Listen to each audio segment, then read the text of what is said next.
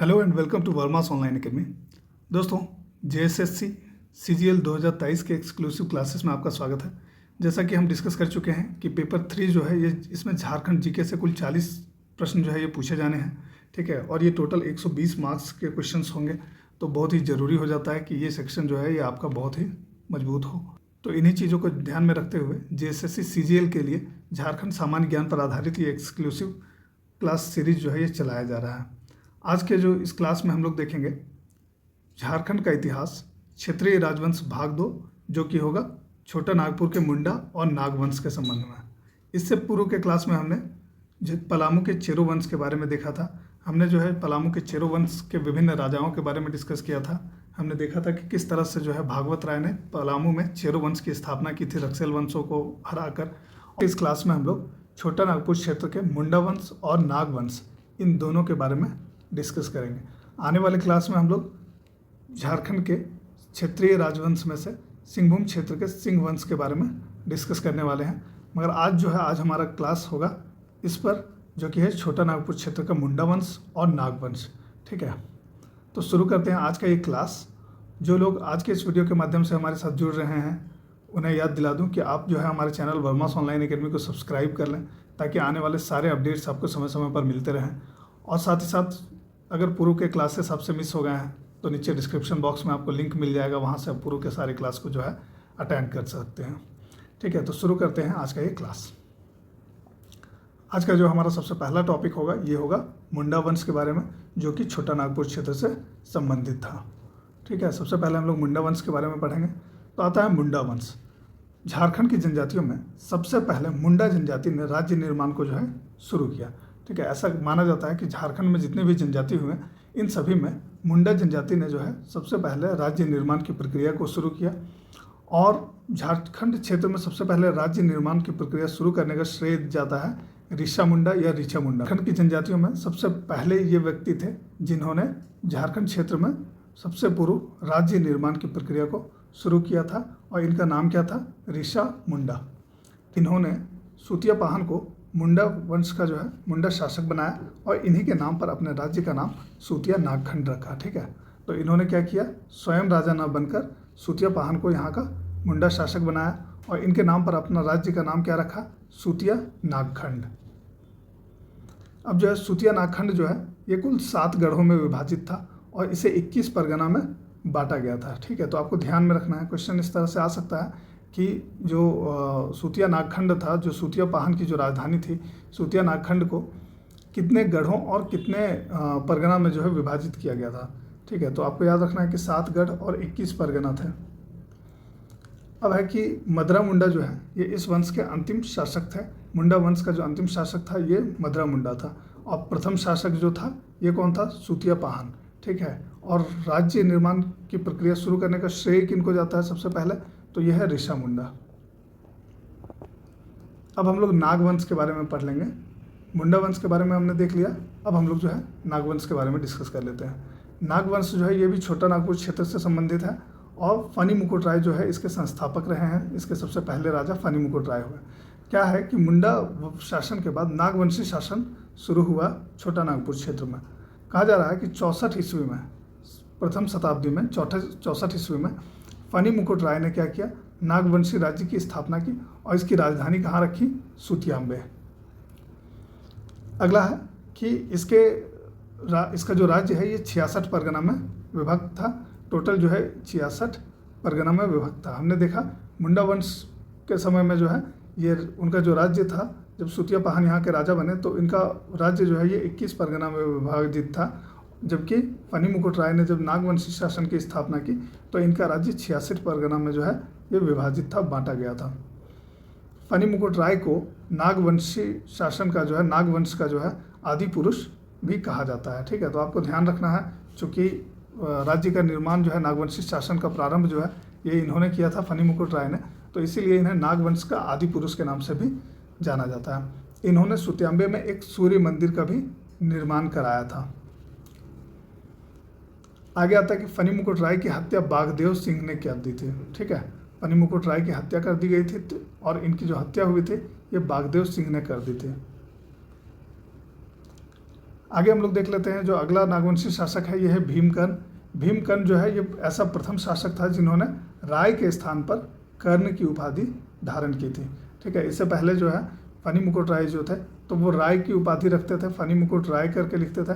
और भीमकर्ण जो है ऐसे पहले शासक थे, नागवंशी शासक, जिन्होंने राय के स्थान पर क्या किया, कर्ण की उपाधि धारण की। अब आगे है कि भीमकर्ण ने बरवा की लड़ाई में सरगुजा के रक्सैल शासक को हराया। ठीक है, हम लोग इससे पहले जब हम लोग चेरो वंश के बारे में पढ़ रहे थे तो हमने देखा था कि पलामू के एरिया में जो है उस समय रक्सैलों का शासन था। ठीक है, तो ये जो नागवंश है ये उससे भी पहले की बात है। तो यहाँ पर क्या होता है कि भीमकर्ण ने क्या किया था, उस समय बरवा की लड़ाई में सरगुजा के रक्सैल शासक को हराया था। ठीक है, उस समय रक्सैलों का यहाँ शासन चल रहा था, तो इन्होंने हराया था। और इस लड़ाई में भीमकर्ण को क्या मिला था, वासुदेव की एक मूर्ति प्राप्त हुई थी। तो क्वेश्चन यहाँ पर इस तरह से बनकर आता है कि किस नागवंशी शासक को जो है बरवा की लड़ाई में जीतने के बाद वासुदेव की एक मूर्ति प्राप्त हुई थी। तो आपको ध्यान रखना है कि भीमकर्ण थे। ठीक है, पहला ऐसा नागवंशी शासक थे जिन्होंने कर्ण की उपाधि धारण की थी राय के स्थान पर। बरवा की लड़ाई में इन्होंने सरगुजा के रक्सैल शासक को हराया था और इसके फलस्वरूप इनको वासुदेव की एक मूर्ति भी मिली थी। कहा जा रहा है कि भीमकर्ण ने भीम सागर का निर्माण कराया। किस नागवंशी शासक द्वारा भीम सागर का निर्माण कराया गया है, तो इसका उत्तर हो जाएगा भीमकर्ण द्वारा। आगे हम लोग देख लेते हैं कि 1122 ईस्वी में भीमकर्ण ने अपनी राजधानी को क्या किया, चुटिया से खुखरा स्थानांतरित कर लिया। ठीक है, जब 1122 ईस्वी में भीमकर्ण ने क्या किया, इन्होंने अपनी राजधानी को स्थानांतरित कर ली। इनकी राजधानी जो पहले चुटिया में थी वहाँ से इन्होंने स्थानांतरित करके इसको खुखरा में स्थानांतरित कर लिया। अब आता है कि इसके बाद कौन से राजा आए, नागवंशी राजा, तो इसके बाद आते हैं शिवकर्ण। अब हम लोग प्रतापकर्ण के बारे में देख लेते हैं। प्रतापकर्ण का जो शासन था ये 1451 ईस्वी से शुरू हुआ और 1469 ईस्वी तक जो है इनका शासन रहा प्रतापकर्ण का। कहा जा रहा है कि प्रतापकर्ण, छत्रकर्ण और विराटकर्ण ये तीनों जो है ये लोधी वंश के समकालीन थे। ठीक है, तमाड़ के राजा ने नागवंशी राज्य की राजधानी खुखरा की घेराबंदी कर इन्हें किले में कैद कर लिया था।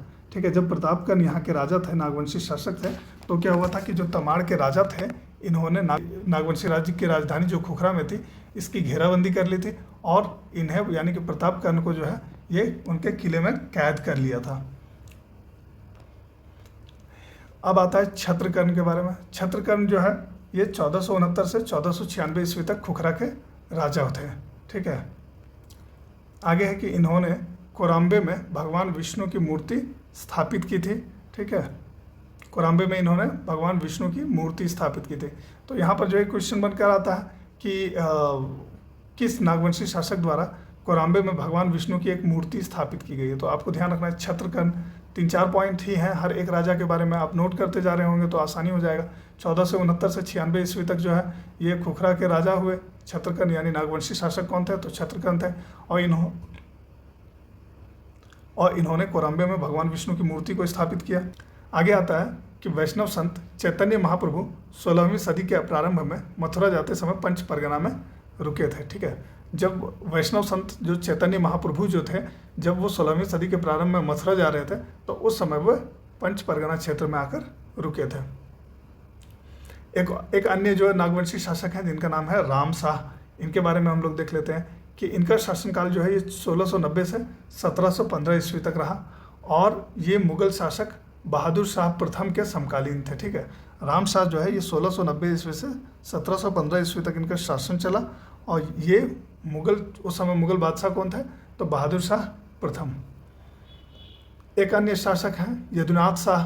तो यदुनाथ शाह जो है ये 1715 ईस्वी से 1724 ईस्वी तक यदुनाथ शाह नागवंशी शासक रहे और ये फारुखसियर के समकालीन थे। तो हम लोग देख रहे हैं कि प्रथम सदी से ये नागवंशी शासक प्रारंभ हुआ। ठीक है, और 64 ईस्वी में जो है इसकी नींव रखी गई थी। राजा फनी मुकुट राय ने नागवंशी शासक की नींव रखी थी 64 ईस्वी में और ये जो है 1724 ईस्वी तक जो है अभी तक चल रहा है। 1715 से 1724 ईस्वी तक कौन थे यहाँ के नागवंशी शासक कौन थे, तो यदुनाथ शाह थे और ये फारुखसियर के समकालीन थे। तो इस तरह से क्वेश्चन यहाँ पर एक बन जाता है कि फारुखसियर के समकालीन जो है ये कौन से नागवंशी शासक थे। तो आपको ध्यान रखना होगा कि यदुनाथ शाह जो है ये फारुखसियर के समकालीन थे, राम शाह जो है ये बहादुर शाह प्रथम के समकालीन थे। ठीक है, इस तरह से आपको हर एक पॉइंट याद रखना। आगे है कि 1717 ईस्वी में मुगल सूबेदार सरबुलंद खान ने यदुनाथ शाह को हरा दिया था। ठीक है, जब ये हार गए, सरबुलंद खान ने जब इनको हराया, तो उसके बाद इन्होंने क्या किया, अपनी सुरक्षा के वास्ते दोयसा से अपनी राजधानी को स्थानांतरित करके पालकोट में रखा। अब आता है एक और नागवंशी शासक जो है शिवनाथ शाह। शिवनाथ शाह जो है ये 1724 ईस्वी से 1733 ईस्वी तक नागवंशी शासक रहे और इस समय 1730 ईस्वी में बिहार के सूबेदार फखरुद्दौला जो है इन्होंने इसके राज्य पर आक्रमण किया था। कब किया था? 1730 ईस्वी में शिवनाथ शाह के राज्य पर। अब आता है कि इनके बाद उदयनाथ शाह नागवंशी शासक बने और जिनका शासनकाल 1733 से 1740 ईस्वी तक रहा, यानी कि कुल 7 वर्षों तक इनका शासनकाल चला। तो ये था मुंडा वंश और नागवंश। ठीक है, हमने मुंडा वंश के बारे में सबसे पहले देखा कि किस तरह से जो है सूतिया पाहन जो है ये प्रथम मुंडा शासक बने और ऋषा मुंडा ने जो है इनको प्रथम मुंडा शासक बनाया। और उसके बाद हमने देखा कि इसका जो आखिरी शासक था मुंडा शासन का, तो ये मद्रा मुंडा जो है इसके अंतिम शासक बने। और मुंडा वंश जो है किस तरह से जो है 7 गढ़ों और 21 परगना में बटा हुआ था। बाद में हमने देखा कि मुंडा शासन के बाद जो है ये फनी मुकुट राय यहाँ के राजा बने। नागवंशी राजा की इन्होंने नागवंशी राज्य की इन्होंने नींव रखी। छोटा नागपुर क्षेत्र के ये राजा बने 64 ईस्वी में और उसके बाद जो है इन्होंने अपनी राजधानी सुतियांबे में बनाया। और उसके बाद विभिन्न जो नागवंशी राजा हैं ये समय समय पर चेंज होते रहे और यहाँ पर एक लंबे समय तक छोटा नागपुर के क्षेत्र में नागवंश का शासन चलता रहा। अब हम लोग देख लेते हैं कुछ अन्य इम्पॉर्टेंट फैक्ट्स जो है नागवंश के बारे में। वो क्या इम्पॉर्टेंट फैक्ट्स हैं कि नागवंश के समय में अलग अलग राजा हुए और इन्होंने अपनी राजधानी को स्थानांतरित किया अपनी सुरक्षा के लिहाज से। तो हम लोग देख लेते हैं कि किस तरह से किनके काल में कौन से जगह को जो है राजधानी रखा गया। ठीक है, तो कहा जा रहा है नागवंश की प्रथम राजधानी जो है ये कहाँ थी, तो सुतियांबे थी जो राजा फनी मुकुट राय ने रखी थी। और अंतिम राजधानी जो है ये रातूगढ़ था जो उदयनाथ शाह ने यहाँ पर स्थानांतरित किया था। अब हम लोग देख लेते हैं कि किन किन राजाओं के शासनकाल में नागवंशी शासन की जो राजधानी है ये बदली है। सबसे पहले है फनी मुकुट राय। फनी मुकुट राय ने अपनी राजधानी बनाई थी सुतियांबे में, मगर जब बाद में प्रताप राय आए तो इन्होंने क्या किया, चुटिया में अपनी राजधानी स्थानांतरित कर ली। बाद में भीमकर ने चुटिया से हटाकर अपनी राजधानी को खुखरा में रखा और दुर्जन शाह जो थे उन्होंने खुखरा से हटाकर इसे दोयसा कर लिया। यदनाथ शाह के बारे में हमने देखा कि दोयसा से इन्होंने अपनी राजधानी को हटाकर पालकोट कर लिया और बाद में जो है उदयनाथ शाह ने अपनी राजधानी को रातूगढ़ में रखा जो कि नागवंशी शासन की अंतिम राजधानी थी। ठीक है, अंतिम स्थानांतरण जो है अंतिम राजधानी रातूगढ़ में था। अब हम लोग देख लेते हैं मुंडा वंश और नागवंश से जुड़े हुए कुछ इंपॉर्टेंट क्वेश्चंस को। ठीक है, कुछ ऐसे इंपॉर्टेंट क्वेश्चंस जो जेएसएससी सीजीएल की परीक्षा के दृष्टिकोण से अति महत्वपूर्ण हो सकते हैं। ठीक है, तो हम लोग हर एक क्वेश्चन को डिस्कस करेंगे और साथ ही साथ उसका उत्तर देने का प्रयास भी करेंगे। जो पहला क्वेश्चन आ रहा है वो है कि झारखंड की जनजातियों में सबसे पहले किस जनजाति ने राज्य निर्माण की प्रक्रिया शुरू की थी। तो इसके बारे में हमने देखा कि मुंडा वंश का जो है सर्वप्रथम स्थापना जो है झारखंड की जनजातियों में सर्वप्रथम स्थापना जो है ये मुंडा वंश का हुआ है। ठीक है, मुंडा जनजातियों द्वारा किया गया है। तो यहाँ जो क्वेश्चन है कि झारखंड की जनजातियों में सबसे पहले किस जनजाति ने राज्य निर्माण की प्रक्रिया शुरू किया, तो इसका उत्तर हो जाएगा मुंडा जनजाति। ठीक है, तो पहला क्वेश्चन का उत्तर हो जाएगा मुंडा जनजाति। दूसरा जो क्वेश्चन है ये सुतिया नागखंड को कितने गढ़ों में बांटा गया था। ठीक है, तो सुतिया नागखंड को जो है ये टोटल 7 गढ़ में विभाजित किया गया था, ये हमने देखा था। और कुल कितने परगना में बटा हुआ था ये, तो 21 परगना में, 21 परगना में। ठीक है, जब सुतिया पाहन यहाँ के राजा बने, प्रथम मुंडा वंश के शासक बने, तो इन्होंने क्या किया, इन्होंने अपनी राजधानी सुतिया नागखंड इसका नाम रखा और इसको जो है ये 7 गढ़ों और 21 परगना में विभाजित किया। तो इसका उत्तर जो है ये हो जाएगा 7। अब एक अन्य क्वेश्चन आता है कि मुंडा वंश का अंतिम शासक कौन था। ठीक है, तो मुंडा वंश का अंतिम शासक था मद्रा मुंडा, हमने देखा। तो इसका उत्तर जो है ये हो जाएगा मद्रा मुंडा। अब नागवंश से जुड़े हुए कुछ क्वेश्चंस को देख लेते हैं कि नागवंशी राज्य की स्थापना किन्होंने की है। ठीक है, तो नागवंश का जो स्थापना है ये किया था फनी मुकुट राय ने। तो इसका जो उत्तर होगा ये हो जाएगा राजा फनी मुकुट राय। ठीक है, तो इसका उत्तर हो गया फनी मुकुट राय। एक अन्य क्वेश्चन यहाँ पर आ गया है कि नागवंश का आदि पुरुष भी किन्हें कहा जाता है, ठीक है, किन्हें नागवंश का आदि पुरुष भी कहा जाता है। तो किनको कहा जाता है नागवंश का आदि पुरुष? फनी मुकुट राय को ही कहा जाता है। इन्होंने नागवंशी शासन की जो है स्थापना की थी और इन्हें नागवंश का आदि पुरुष भी कहा जाता है। तो इसका जो उत्तर है ये हो जाएगा फनी मुकुट राय। फनी मुकुट राय को नागवंश का जो है आदि पुरुष कहा जाता है। एक अन्य क्वेश्चन है, किस नागवंशी शासक ने बरवा की लड़ाई में सरगुजा के रक्सैल शासक को हराया था? तो इसका उत्तर हो जाएगा भीमकर्ण, ठीक है। भीमकर्ण जो है ऐसा प्रथम शासक था जिन्होंने राय के स्थान पर कर्ण की उपाधि धारण की थी, ठीक है। ये नागवंशी शासक थे और इन्होंने क्या किया था, बरवा की लड़ाई में सरगुजा के रक्सैल शासक को हरा दिया था। और इसी लड़ाई में आपको ध्यान होगा, अभी हमने डिस्कस किया है, इसी लड़ाई में भीमकर्ण को वासुदेव की एक मूर्ति भी प्राप्त हुई थी। तो यहाँ पर जो क्वेश्चन है कि किस नागवंशी शासक ने बरवा की लड़ाई में सरगुजा के रक्सैल शासक को हराया था, तो इसका उत्तर हो जाएगा भीमकर्ण, ठीक है। तो इसका उत्तर है भीमकर्ण। अब एक अन्य क्वेश्चन यहाँ पर जो देखने को मिल रहा है वो है कि किस नागवंशी शासक ने कोरम्बे में भगवान विष्णु की मूर्ति स्थापित की थी, ठीक है। तो भगवान विष्णु की मूर्ति किन्होंने स्थापित की थी? तो इसका उत्तर जो है ये हो जाएगा छत्रकर्ण, ठीक है। छत्रकर्ण ने जो है ये कोरम्बे में भगवान विष्णु की एक मूर्ति स्थापित की थी। तो यहाँ पर जो है क्वेश्चन जो है इसका उत्तर हो जाएगा राजा छत्रकर्ण, नागवंशी शासक थे छत्रकर्ण। इन्होंने कोरम्बे में भगवान विष्णु की मूर्ति स्थापित की थी। और दोस्तों साथ ही इसके बारे में हमने ये भी जाना है कि वैष्णव संत जो चैतन्य महाप्रभु जो थे, ये 16वीं सदी में मथुरा जब जा रहे थे तो उस समय इनके एरिया में रुके थे, पंच परगना क्षेत्र में रुके थे। एक और क्वेश्चन आ रहा है कि किस नागवंशी शासक ने अपनी राजधानी को दोयसा से पालकोट स्थानांतरित कर लिया था, ठीक है। तो इसके बारे में भी हमने देखा था कि दोयसा से पालकोट किन्होंने स्थानांतरित किया था, यदुनाथ शाह ने। तो इसका जो उत्तर होगा ये होगा यदुनाथ शाह। यदुनाथ शाह ने दोयसा से अपनी राजधानी को स्थानांतरित करके पालकोट कर लिया था और बाद में उदयनाथ शाह ने पालकोट को वहाँ अपनी राजधानी को पालकोट से फिर हटाया और रातूगढ़ कर लिया, ठीक है। और ये रातूगढ़ जो है इनकी अंतिम राजधानी थी। इसके बारे में हम लोग देख चुके हैं।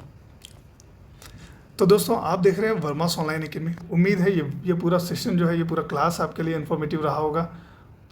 पूर्व के क्लासेस अगर आपसे मिस हो गए हैं तो नीचे डिस्क्रिप्शन बॉक्स से आपको उसका लिंक मिल जाएगा, ठीक है। तो आज के इस क्लास में बस इतना ही।